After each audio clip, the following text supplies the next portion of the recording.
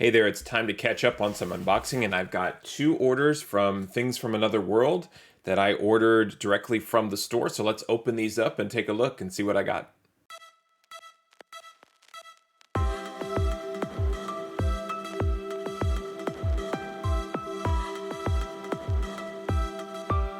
All right, I just mentioned on Twitter that I'm a little behind on processing my comic book orders, and what I mean by that is unboxing, cataloging, sorting, grading, and I keep buying and pre-ordering and subscribing to a lot of new comic books, but the boxes are starting to pile up here in my comic cave, and I'm still buying back issues from other sources. I'm getting books graded, but I'm starting to get a little overwhelmed by just the sheer amount of books that I feel like I have to keep up with, whether it's with FOC or pre-ordering or speculation or movie news or things like that.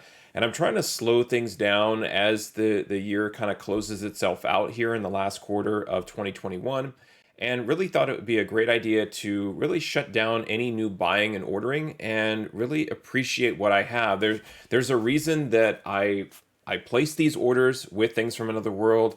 There should be some really cool books in here, some incentives, some variants, and I spend all this time researching and buying these books. And I really want to stop and slow down and appreciate the effort that I'm taking to find the books, to buy the books, and then also to the way that I curate them and catalog them and so forth in all the various systems. So it just means I'm going to be doing quite a bit of unboxing and sorting, over the next few months, and then kind of think about how I want to approach buying comics going forward. Do I want to resubscribe?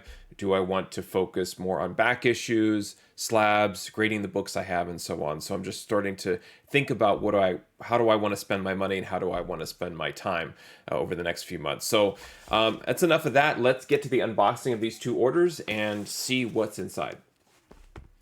All right, so I have two orders here. I'm going to start with the, I guess, larger of the two, just based on the package thickness here. So I'm going to put this one aside for right now. And we'll go ahead and get this one open.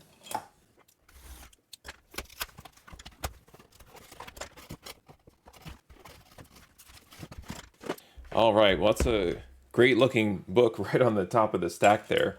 That Wonder Girl #1, the J. Scott Campbell variant. So that's super cool. So let's go through these and see what's in here. So just a gorgeous book here. This is Wonder Girl #1.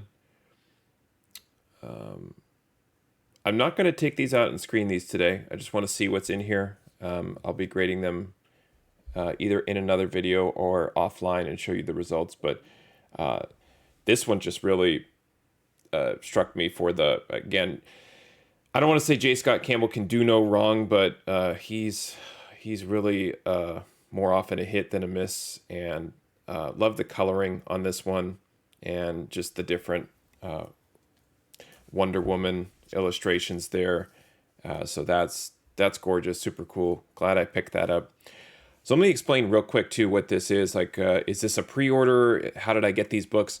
So I do a lot of pre-ordering with Things from Another World, but occasionally I miss a few books or they're not available during the pre-order, and for whatever reason they end up finding a couple of extra copies and they post them for straight sale, just like you normally would from any online comic book store, and adding to your cart and checking out and all of that goodness. But I would say probably 9 out of 10 orders for me personally from Things from Another World is my pre-order and subscription. I don't typically order from them directly for some reason, but I did have a couple of orders lying around where I did, and typically, like I said, it's books that I either missed, maybe they had picked up some heat, I wanted an extra copy, or they're just some ratio incentives that kind of slipped through the system and made themselves available.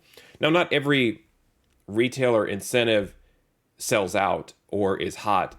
So a lot of times you can go on there right now and find plenty of incentive variants, but they may not be ones that are really desirable at the moment. But they're on there if you look. All right, let's look at the next one. All right, I think this is Bermuda #2. Great Art Adams cover. I just couldn't resist the art.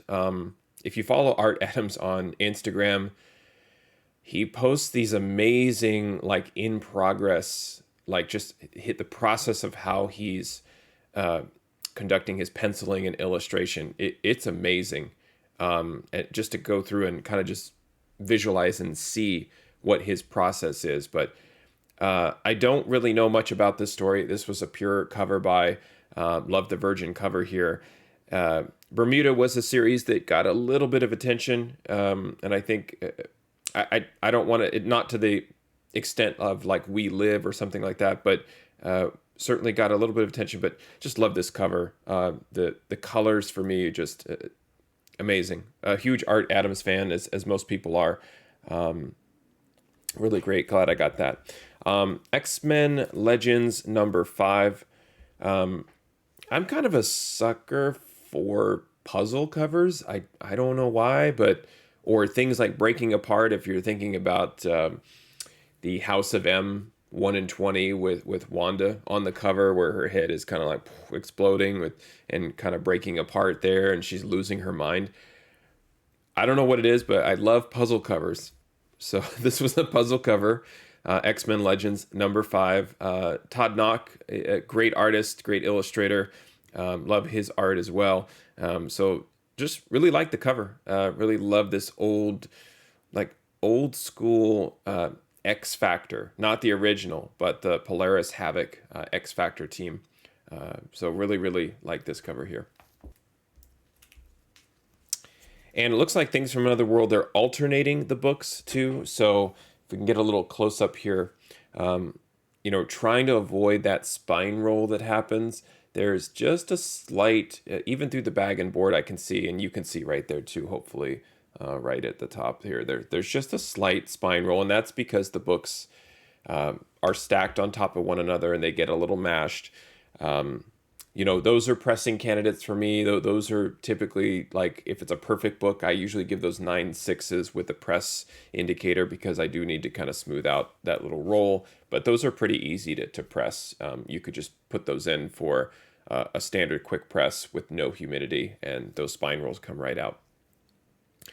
This is Dr. Aphra number 12. This, for me, was just a book that I had missed. I didn't pre-order Aphra 12 for some reason. Great Boba Fett cover. So love this one. Dr. Aphra 10, this was a variant. And again, found it in their store. And as a Star Wars and Aphra fan, want to go ahead and grab that variant edition here for Aphra. Have every issue of her new series. This continues the War of the Bounty Hunters. I think it's wrapped up at this point, but this is part of that tie-in there. Sea of Sorrows number 5. This was another series that I loved the artwork. I loved the theme of just kind of terror in the deeps of the ocean sort of situation. I haven't read it yet, but want to. And this was another, I believe this was a 1 in 10. I'll double check on that, but another incentive variant that kind of slipped through the cracks in their store and picked it up at a good price. They're all sort of suffering from the same kind of rolling effect. Again, this is a white cover, and it's kind of hard to tell here in the bag and board, but there's some definite like spine curling that's happening. So even though they did try with the alternating of the books, it looks to me like they're alternating top and bottom. Sometimes you have to flip them this way, but like I said, even in a perfect book with that roll, it's getting a 9/6 and need to press anyway.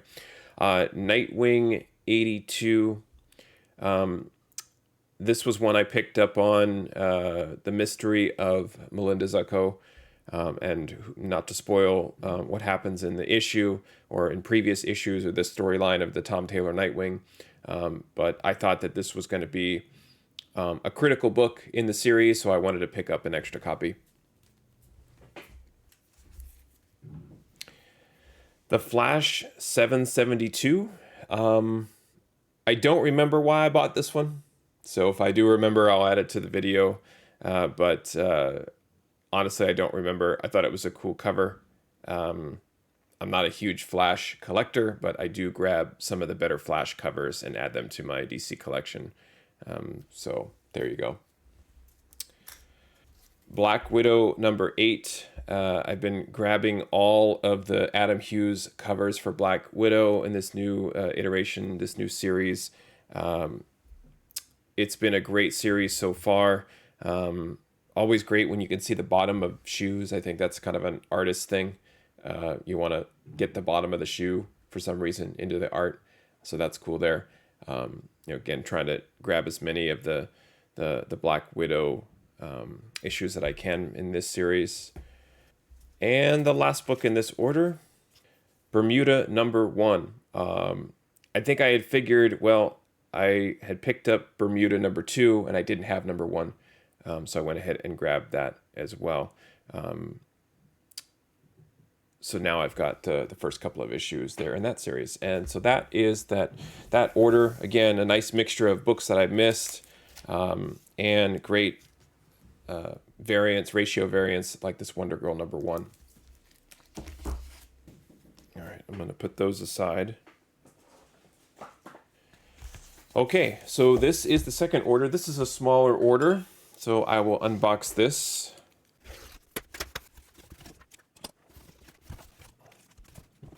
All right, so a very small order. It's 3 books. I think you've seen in past videos and unboxing a big Department of Truth fan and wanted to pick up this, the yellow version. I think this is the 6th print of Department of Truth.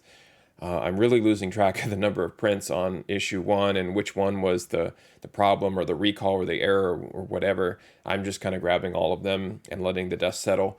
But in all the Department of Truths, I think this is my first or second copy of the yellow cover. I want to say Boxed Heroes sent me one. So I wanted to grab an extra one from Things from Another World. And I know what this book is, so I'm going to hold off. And here is another Virgin cover for Bermuda. For whatever reason, these covers are just really super striking. Yeah, just some sort of iguana lizard thing going on, but great colors, just great atmosphere. I love the background, the tree and the branches and everything, just super cool. Really love this. Now, I am hoping that this book is finally the 9/8 that I'm looking for. I had purchased this book, the 1 in 25 and the 1 in 100 from Comic Traders, and they both came with a pretty severe scratch. Now, at first glance, you look at the book and it looks to be at least near mint or above, but there's this really fine sort of hairline scratch that's going through the bottom third of the book. And I did contact them, and it got a little weird. They wanted me to call them. They would not discuss this by email. I guess they didn't want anything in writing. I don't know. But they wanted to be called about this book. And I responded, and I just said, well, I can call you, but, here's some photos. How do you want to work this out? And their final response to me was, we're having a problem with this situation because you're in the United States and we're in Canada. So I ended up kind of dropping it there because I felt like, they were going to propose some sort of refund, or I'd have to send the items back and I have to pay for additional shipping. And it ended up, I just sort of had to take a loss on those two, which is unfortunate. So I'll probably just have to sell them at a loss and disclose that there's a scratch on it because I can't send those to CGC. All right, enough hype about this book. This is Black Cat number 9, one of my favorite covers of 2021. And this is my second 1 in 25. So I do want to, you know what? I don't want to take this out of the bag. I can already see there's a few spine ticks here, even in the bag. So this is going to be one of those books that kind of haunts me. I can't quite get the 9/8 on this one. I don't want to buy 5 or 6 copies of this off of eBay and hope that one of those are 9/8. But yeah, it's unfortunate. It looks like there's also a bit of a smudge right there on the book. You know what? What the heck? We're here now, right? I know this isn't a 9/8, so I can take it out and kind of handle the book. But, it's a good thing I did. That smudge ended up being on the bag right there, so it's gone. But yeah, if we're looking at the spine here, let's just take a quick look. Right here is where I saw some problems. Right in there. There you can see it right there where my thumb is. There's a ding right there. And that's a pretty bad one. The corners are pretty good, I would say, in really great shape. I don't see that scratch that Comic Traders had. So I don't know if somebody with really sharp fingernails was handling the book, but as you could see that kind of going back and forth. So this has the potential to be a 9/6, possibly. It definitely doesn't have a perfect spine. I think that's what's concerning me. If you go up and down here, you'll start to see right in there, you're probably counting 2 or 3 little issues there, right? There's another one. I don't know. Do I send it in kind of as is if I do want that 9/8? I think that's the problem.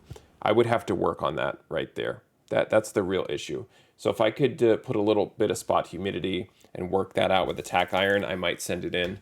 But I love the book. I'm a sucker for the book. Great sway art here on Black Cat, the 1 in 25 variant. I was trying to get that 9/8, trying to get an extra copy, and there it is. So those are the 2 orders from Things from Another World. Like I said, those are sort of the one-off direct store orders. I typically do a lot of pre-ordering or subscription-based ordering with them. They end up sending those in the smaller mailers, which I don't mind so much, but they do typically come in not as 9/8, whereas the massive subscription boxes that I get, those are 9/6 to 9/8 pretty much all day long, which is always funny to me because I'm getting 40, 50, 60 books at a time. And when they send 3, there's always some sort of defect with each book. So anyway, I'll screen these. I'll come up with a kind of a store review report at a later time. But thanks for checking this out. Appreciate it. Happy collecting, and see you next time.